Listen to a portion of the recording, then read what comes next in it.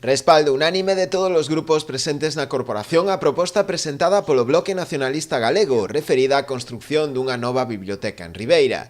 Para os nacionalistas tratábase dunha eiva importante, xa que as actuais instalacións presentaban importantes carencias. Creemos que a veciñanza de Ribeira precisa dunhas mellores e máis modernas instalacións e así o demandou en diversas ocasións a mocidade con accións puntuais nas que reivindicaban o dereito a dispoñer dunha sala de estudo cun horario prolongado e cun servicios axeitados. Unha opinión esta tamén compartida polos demais grupos. No pleno extraordinario do pasado venres aprobamos a compra do edificio do antigo Gran Sol para destinar á biblioteca municipal, a cal votamos tamén a favor e nos parece un edificio adecuado para ese servicio público. Nuestro grupo solo pide que después dado el visto bueno que hemos dado en el anterior pleno, esto vaya para adelante, sea todo un éxito y que en esta compra no pueda haber un único beneficiado que es el que ha vendido el solar, sino que los beneficiados sea el pueblo de Ribeira y sus parroquias. O precio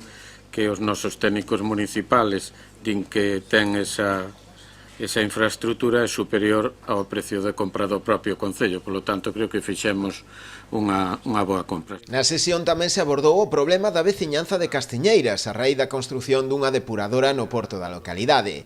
Foi a través dunha moción presentada por Suma Ribeira, na que reclamaba, entre outros acordos, a paralización definitiva das obras e a busca doutro emprazamento para estas instalacións. Tamén propoñemos que o Concello, no exercicio das súas competencias, obriga a empresa responsable da ilegal actuación, na medida do materialmente posible, a restituir a demolición e recheo feita sin a perceptiva licencia municipal a situación natural orixinal. O PP intentou sen éxito introducir unha emenda a este punto. En que os servicios técnicos e xurídicos do Concello pois extremen todas as precaucións, que se poña esa lupa no que ven sendo o proxecto e en seguir pois traballando polos veciños e poder chegar pois a bo porto con este asunto. Finalmente a proposta de Suma Ribeira saíu adiante, apoiada tamén cos votos a favor do Bloque Nacionalista Galego, Partido Socialista e PBBI, e coa abstención do Partido Popular.